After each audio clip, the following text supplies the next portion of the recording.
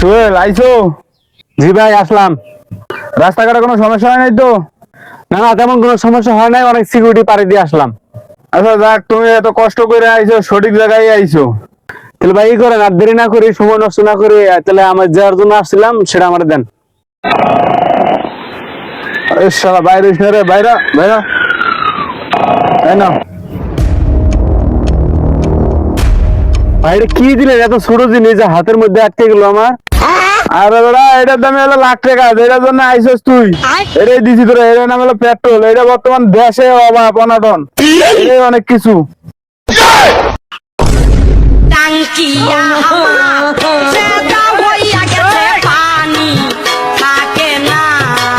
এইটুকু পেট্রোলের জন্য এত সিকিউরিটি, এত কষ্ট করে এত দূর আসলাম।